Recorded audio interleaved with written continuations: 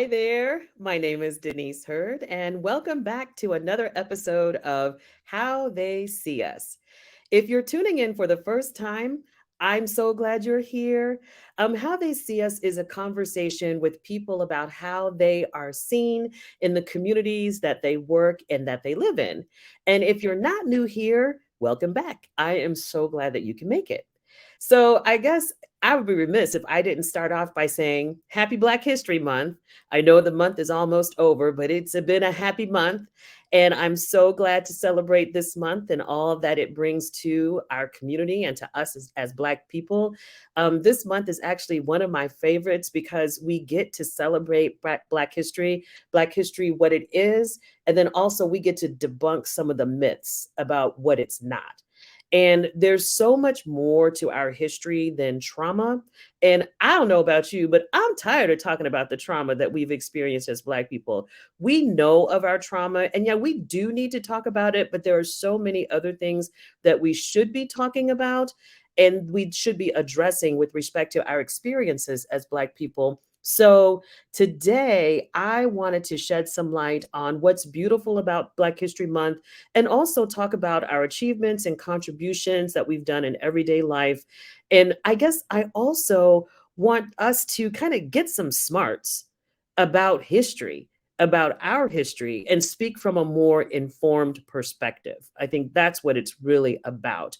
So today, I made the decision to invite two intelligent and unapologetically Black guests who I admire tremendously. And they are doing wonderful, wonderful things in our community. And so I enjoy talking to them. They offer very unique perspectives to me about the Black experience in America. And so I thought I'd bring them here. And so the first is a new friend, actually. She's absolutely amazing. She's Dr. Fletcher, Dr. Charlene Fletcher. Hello, Dr. Fletcher. How are you? Hello, my dear. How are you? I'm good. I'm good. I'm gonna let you tell the people a little bit about yourself in just a second because I need to bring my other partner into this conversation because he is a PR unicorn. What's up, Lamar Holiday? Hello, Denise Hurd. How are you? I'm good. I'm good. How you doing? You Doing doing well. Doing good, good. good. Well, I'm so happy to see both of you all. As you can tell, I'm like over the moon about the two of you all. And so I have so many questions that I want to ask you all about, Black History Month and being Black and all that goes with it. But I need you to tell the people a little bit about yourself. And so, Lamar, I'm going to be a traditionalist and let ladies go first. And I'm going to hand the baton over to Dr. Fletcher to share a little bit about herself. Absolutely. I am excited to be here. I am Charlene Fletcher. I have a PhD in U.S. history from Indiana University. I am the curatorial director at Conner Prairie. I'm also affiliate faculty in Africana Studies and History at IUPUI. I'm born and raised here in Indianapolis, but lived all over. And before I came back home to Indianapolis in 2014, I lived in New York City, where I was responsible for leading, at that time, the largest prison reentry um, program on the Eastern Seaboard. So I have an interesting background, both in criminal justice as well as I've been teaching in higher education for the past 10 years now. So that's who I am. She's a lot more. She's just being modest, but we don't have enough time to go into all her credential. We'll be here next week come Sunday. So, thank you. Thank you for sharing a bit about yourself. Lamar, I'm going to hand it off to you. Yes. Thank you so much for having me. So, my name is LaMar Holiday. I am the Chief Executive Officer for the Holiday Collaborative Agency. Okay, is that you? Is that your Yes, thing? that's me. Okay, two That's me. snaps, two snaps. Full time now. Yes. Um, Indianapolis native. With Ripple Rocket, with Ripple Okay. for high school. Rebuff Um, Braves, rebuff Braves. Whoop, whoop. okay. Shout out. So I got my start actually in journalism before I got into PR. Got my broadcast journalism degree from Eastern Illinois University, and was a reporter and fill-in anchor at stations in Illinois, Texas, and here in Indiana, with my last stint being in Fort Wayne. And then after 6.5 years of doing that, thought it was time to kind of cross over to the PR marketing side. Best decision I ever made. Yes. And being able to work in government, nonprofit, over the course of my PR career, and now doing my own thing now, kind of in those similar spaces. That's awesome. Well, welcome, welcome, welcome. So I'm so glad to have you both here. So I do have a question to get us started. It's a pretty broad question, but I'm going to cast it out there anyway, and you can answer it, any way you want to. But if I were to ask you, what does Black history mean to you? How would you describe it? How would you answer that? I think for me, Black History Month is a moment of celebration to celebrate our uniqueness, who we are as a people, and to celebrate what we've overcome. It's also for me an opportunity to tell our stories our way, and really have people really understand who we are as a people, and how people can come together to kind of help us in a way of so many different facets, so many different things.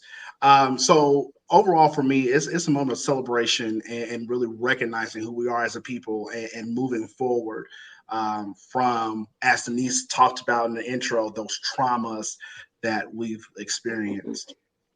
Very good. Dr. Fletcher, you want to pick up on that? So for me, I don't do the month. I'm Black 365 days. days a Yes. year, baby. Yes. So Yes. Yes. every Yes.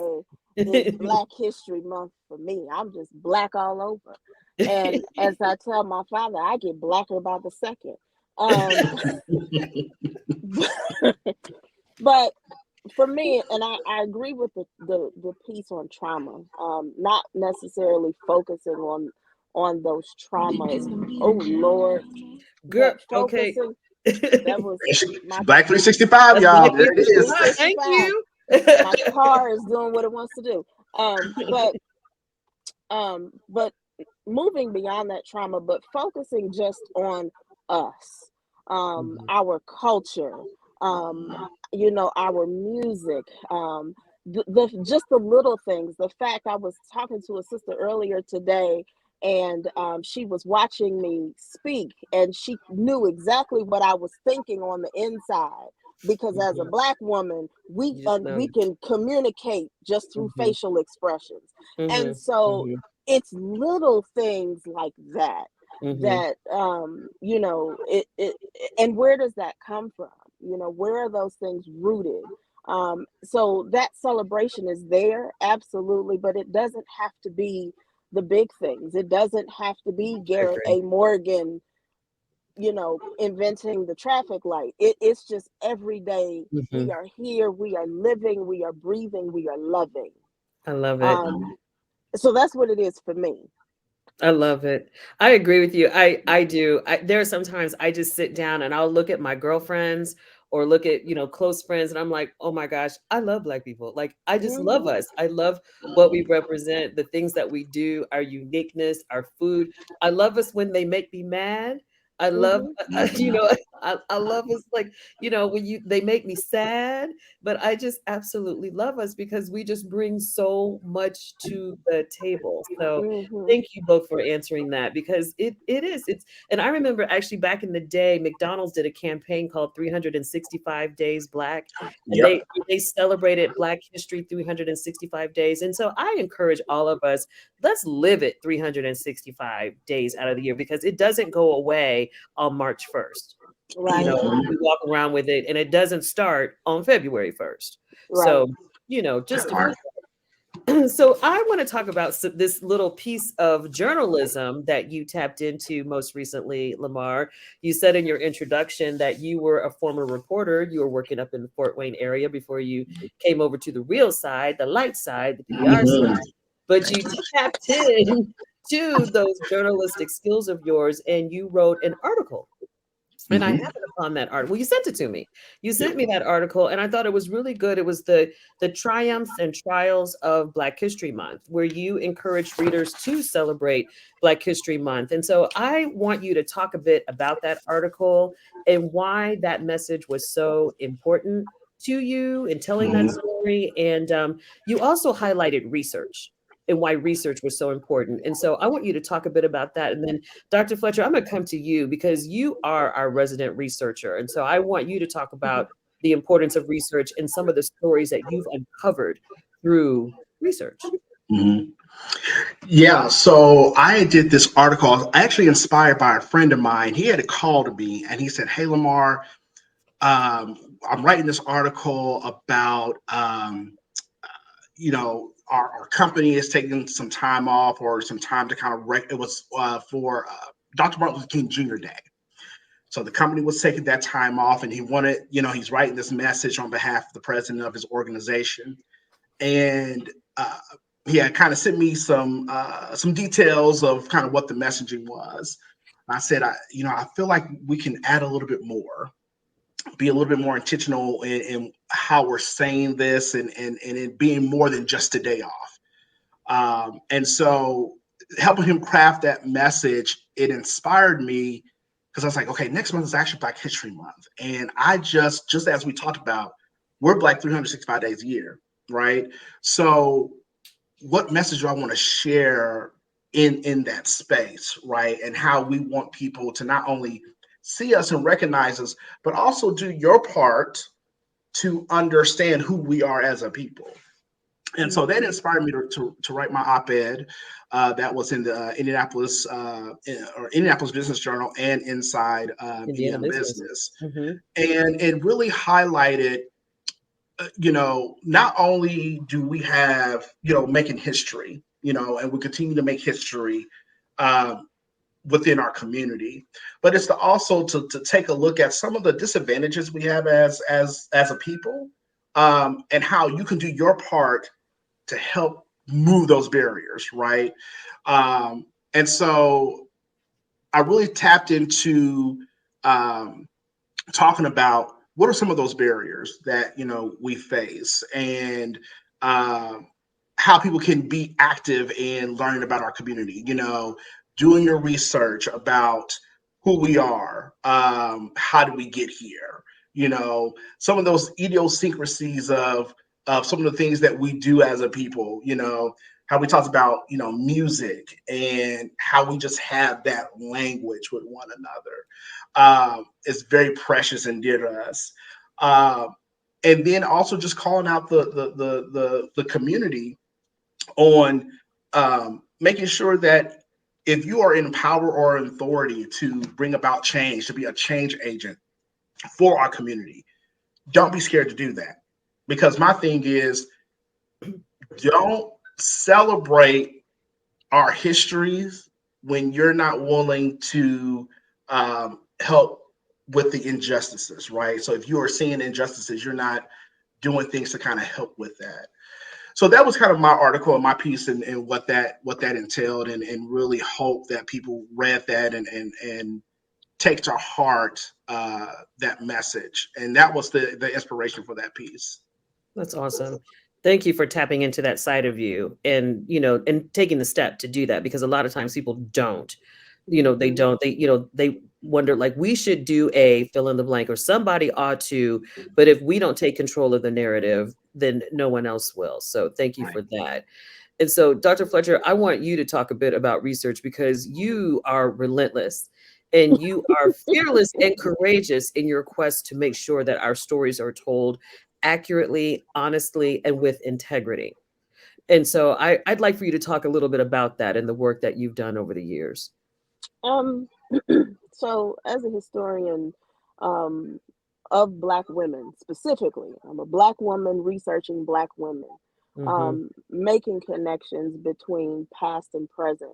I just had a conversation earlier about intergenerational trauma, and the ways in which our ancestors have experienced certain things, and we have inherited certain responses certain aversions to things because of that trauma, but we're often not privy Mhm. to a full understanding of these things, whether they're good, whether they're bad, it really doesn't matter.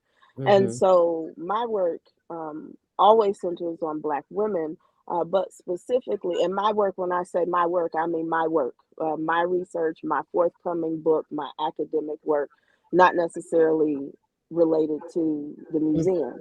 Mhm. But Black women, yes, we know about the horrors of slavery, the horrors of domestic labor, and all of these things. And the issue when doing research is actually putting your hands on that tangible evidence of these experiences, because oftentimes Black people are silenced in the archive. And so there's plenty of people who are writing about us, Mhm. but not always us being allowed to hear our own voices. And I mean, everyday people. And Mhm. so my work, of course, focuses on the confinement of Black women, whether it be in prison, jail, workhouses, whatever. And so traumatic spaces, but the Mhm. documents that are coming out of that time period, they're created by the state, and Mhm. the state's not going to tell those stories. How did this Black woman end up in prison? What was going on? What pains did she have to tolerate before winding up in this space?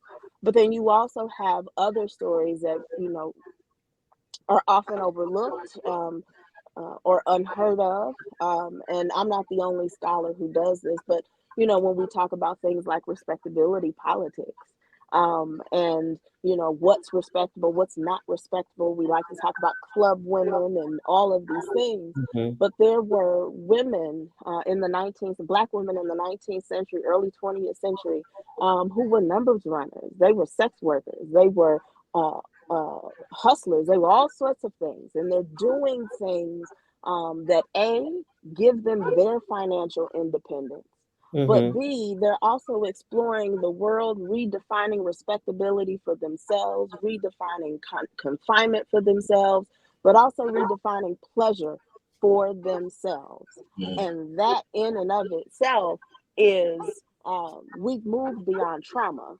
Mhm. I need to make a way for me. Right. And we don't often hear about those everyday stories because in the archive, a lot of times it's silenced. Mhm. Whether it's a newspaper article, whether it's an estate sale, whether it's a marriage certificate. And so taking the time to sit and piece those puzzles together to Mhm. present the narrative, it's a labor of love. It has to Mhm. be, because it takes forever to do. Mhm. It's not something you do overnight. But that's why I do what I do. You remind me so much of my mother. When I was a kid, my mother had this desire to write a book that told the stories about Black women in the Midwest. But my Hmm. mother was a teacher, but not a scholar of history. And so Hmm. she literally, I think I get my bird dog abilities from her. She literally did her research and found an African American history professor at Purdue, Dr. Darlene Clark Hines, and she Hmm. reached, Dr. Hines, and so Oh, I do. she reached out to Dr. Hines and told her about this project she wanted to do, and said she wanted Dr. Hines to do it. And Dr. Hines said, "That's not my area of history. I don't do Hmm. that." And so my mother said, "Are you Black?" And she said, "Yes, ma'am, I am." And she said, "Are you a woman?" And she said, "Yes, ma'am, I am." And she said, "Well, then what's the problem?" And the next thing I knew, the two of them were driving all through the Midwest, meeting with these women, crawling in basements, crawling in attics, pulling down boxes, and just looking at all this history. And so the Black Women of the Middle West Project spans 1890 to 1984 and is a Hmm. collection of stories about Black women. And here's the thing about the work that you do the writing that you've done, LaMar, the work that my mom did, you never know who you are inspiring. So, of course, I was away at college while my mother was doing this work, working with Dr. Hines on this research project. But my sister was in the backseat of the car riding around with them. So now my sister is a professor of African American studies because she believes our stories need to be told. So kudos to you all for the work that you do and the commitment that you've made to making sure our history is preserved and it's told the way that it should be. That's very, very important. Very important. Absolutely. And I love the fact that, especially the story of the Black woman. Okay. When you hear the phrase, the power of a Black woman, I mean, it sometimes just leaves me speechless. I mean, you think about our moms, our grandmothers, the things that they do for our families, our communities, right? Um, there is something in that. There's something beautiful in that. And just hearing those stories, the power of a Black woman is just something about it. Well, thank you. Thank you so much. We appreciate that. So, Mhm. so LaMar, I've got a question for you because you are a communicator. Your background is in the media, and the media has really shaped a lot of the narrative about Black people, male and female, young and old. And so, what can communicators do to change the narrative, to shift that narrative?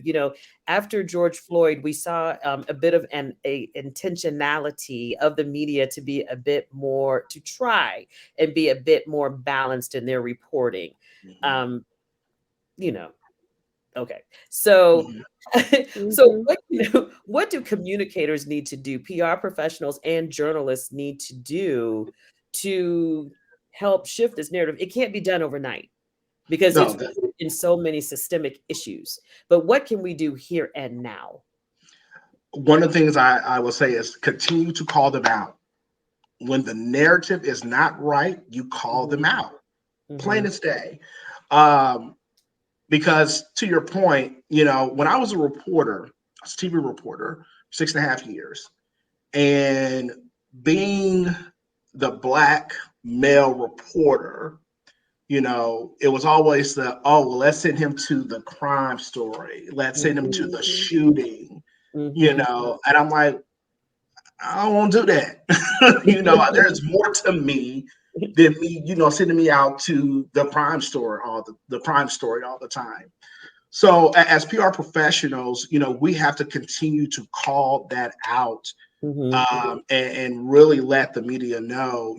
We have those relationships with those media folks, right?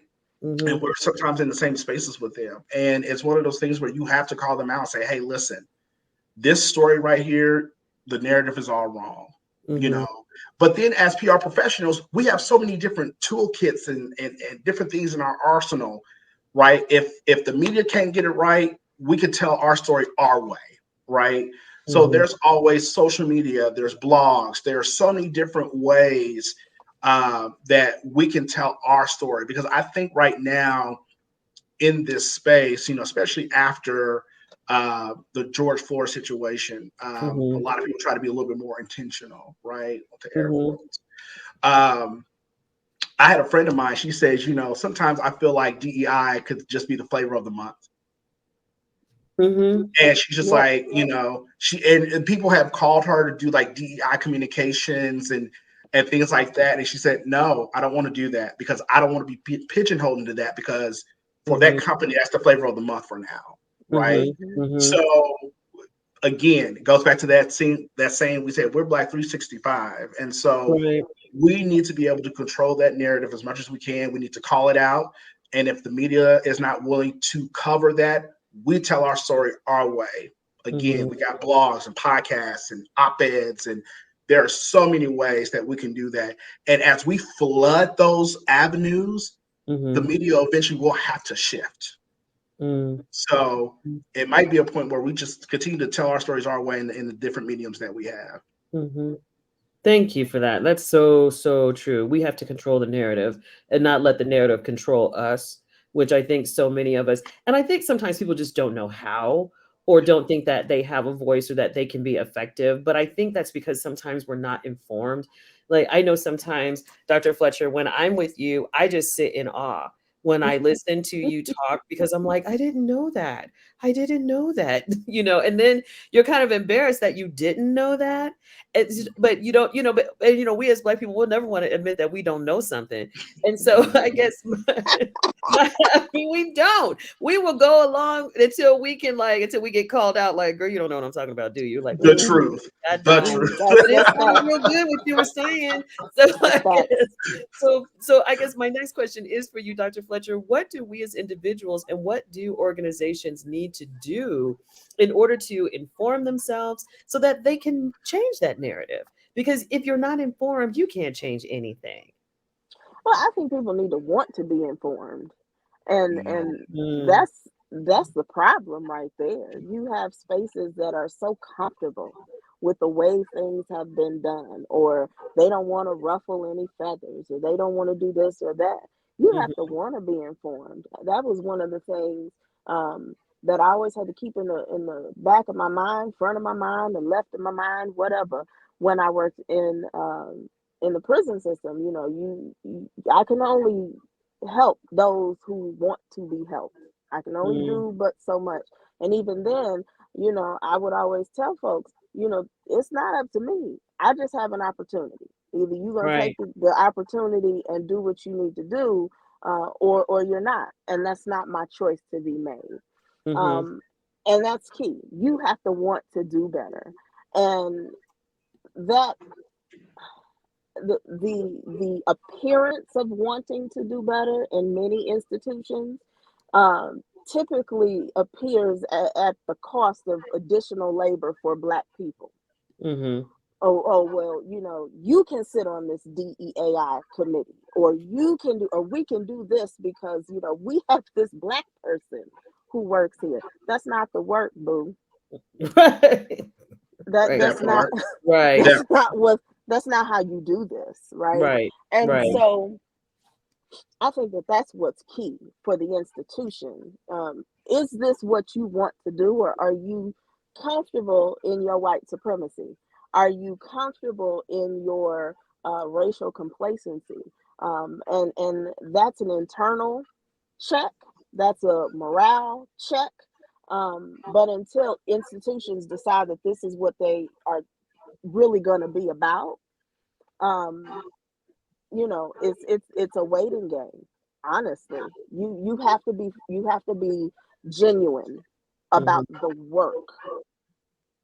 hmm Uh, I so think Dr. Fletcher, real quick, you hit on something, especially for something for me internally, as a Black man, um, I'm in these kind of uh, C-suite level type positions. And it's almost like I had to check myself because, there's this narrative that, as a Black man, you want to make sure that you don't, you're not aggressive, or when you're speaking to people, mm, how am I talking to this person? I don't want them to perceive me as the angry Black man, or that hmm I'm ready to fight. So then I would check myself, am I being too Black? Am I being Black enough? Am I, and so now that I'm out on my own, I've now kind of just gotten to that point where it's like, okay, if you can't accept me for me, that's mhm. that's your it. problem. That's on That yours. has Yeah, nothing That's to do it. yeah, with me, yeah, Hmm And yeah. so you're right. I mean, I can't tell you how many times I had to go through that throughout my career, And you will having to hmm continue check to. myself. Yeah, You will continue to because the older you get, the more courageous your mouth gets. So it will like Say that. it will get a little bolder and a little stronger as you get more, Hmm more wrinkles around the eyes and more, your sea legs even underneath you further. So get ready. Get ready. So That's good point. real. That's real, and I experience that every single day. Hmm. And there are times where I get so tired. Look, I'm taking a mental health day because what you're not going to do is drive me crazy. Not gonna Right, happen. right, Mm-mm, hmm right. mm-mm. Um, I'm gonna shift gears for a second because I have a question for the two of you all. I've been doing a lot of reflecting lately and like a lot of internal reflection as well and external too. And so, if you could sit down and have a conversation with a civil rights activist of our past, who would it be? And what would you say to them? One person? Okay, two. Oh man. We only have a few more minutes left. That's why I got to limit you. Oh, my. Book 2, chapter 10. Book 5, chapter 3. That could go on Lord, forever. Lord have mercy. Mm. My first one would be Brother Malcolm. Yes. I don't Yes. know what I would say to him. I don't know if I'd even be able to say anything. Yeah. Yeah. Um, I don't know, but Brother Malcolm would be one. Mm-hmm. Um, let me go ahead because let me keep thinking about this other person.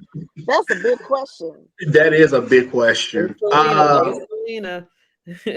Shout out to Selena, y'all. Shout out to Right. Selena. That's Selena. Uh, That's my person would probably have to be Dr. King because I will want to know that man has so much patience to kind of go through all the stuff that he went through uh, for the movement. mm-hmm. And knowing that he's a pastor, and I'm pretty sure he really relied on his faith to kind of get through those moments. Mm-hmm. But I would really want to know from him, when you wanted to like bust somebody upside their head, when you wanted to really, go on attack, how did you pull yourself in Mm-hmm. to keep pushing and to show a little bit of reserve, right? To keep the Mm-hmm. movement going. Mm-hmm. Brother Malcolm, he was like, let's go. Like, All Right. day, let's and go. Let's do this, right? Everything. Let's do and that's this. me. It's So, me. Brother and Dr. Malcolm.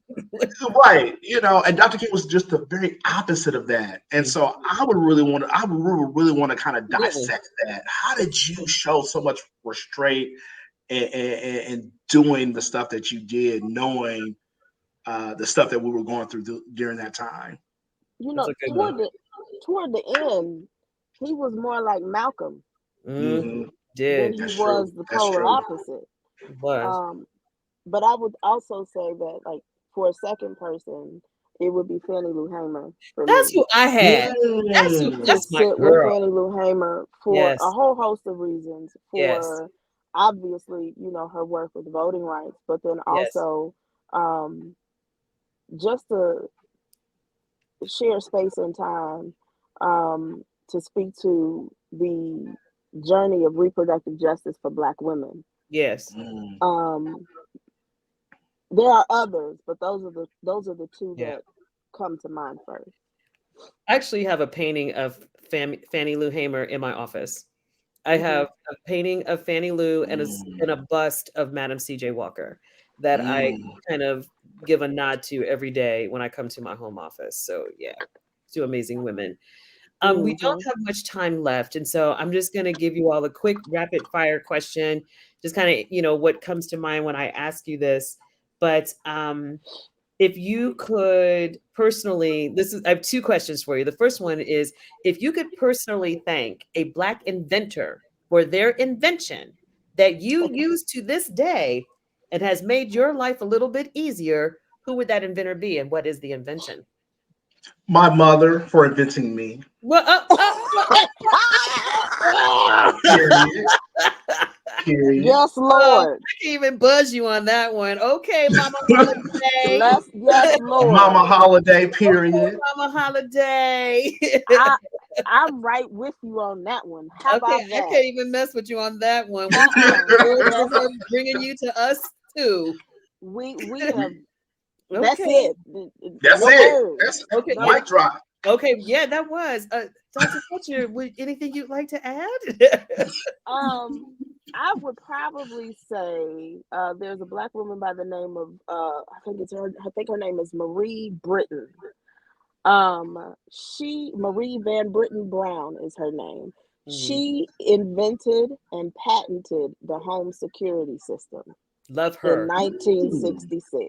So Love every her. day I turn on my alarm, it's because of a black woman. Yes, thank Y'all you. see that ring notification? That's it. Hmm. That is Yep. because of a black woman. Love it. Amen. Amen. Amen. Well, I had another question for y'all, but I'm gonna go ahead and throw it out there just really quickly in the last couple of minutes. If you had to pick one word, or maybe two, because Dr. Fletcher said just one, so if you had to pick two words that you think Black Americans struggle with today, and then explain what we need to do to overcome that. That's how I'd like to close this out. What do we struggle Mm. with, and how do we need to overcome it? Division Mm-hmm. is my Division as a word. race. Mm. Uh-huh. Because in I would argue that I am a Pan-Africanist. Black is black is black. Mhm. That's And we don't we would do ourselves a favor by yes, we live in different spaces. Yes, we have different customs, cultures, languages, absolutely. But at the end of the day, there is a shared history, there is a shared connection, and we would do better by having that connected community as opposed to seeing ourselves as Black Americans, Black Britons, Caribbeans. mhm. We just black, Just and black. black is beautiful. Mhm. Mhm. I love That's it. it. I love it. LaMar, anything Mm. to close us That's out? good. That's good. The word that comes to mind for me is access. We need Mm, Okay. access, Mhm. right? Whether it's housing, healthcare, um, whatever it is, we need access. And if we can't get it from whom we supposed to get it from, we Mhm. need to create our own access within our own mhm, community because Mhm. there's a lot of people that have a lot of different talents and access to different things. And it's time for us to rely on ourselves and our own community and build up our own community Mhm. and create that access. I agree. I agree. I hate that we have to stop. I hate because we could go on and on and on and on, but I think Selena would get me. So I'm gonna have to cut us off here. But I cannot thank you enough, both of you, Dr. Charlene Fletcher, LaMar Holiday, for joining me for this conversation about how they see us. This has been more than I anticipated. I knew it would be fun. I knew it would be informative, and I knew it would be powerful. And I can just check every single box. It was all of that and then some. And I hope that everyone watching us gleaned something new and is inspired to go out and do something to celebrate 365 days Black, because we are Black people every single day of the year. mhm. That's right. That's right. So, thank you so much for watching this episode of How They See Us. I would be remiss if I did not give a special shout out and a thank you to Selena Coles, who is our producer and account manager here at Hurt Strategies. She's the one that makes all this happen. I just read the notes and show up, and she does all the work to put it together and all the work behind the scenes. I'm trying to do that so she don't get me for going off script. So thank you, Selena, for all that you do to make How They See Us the best that it can possibly be, and all that you do for Hurt Strategies. So thank you, everyone, for joining us, and we'll see you next month when it's Women's History Month, and we've got a dynamic lineup, so you don't want to miss us. Make sure you tune in. Thank you.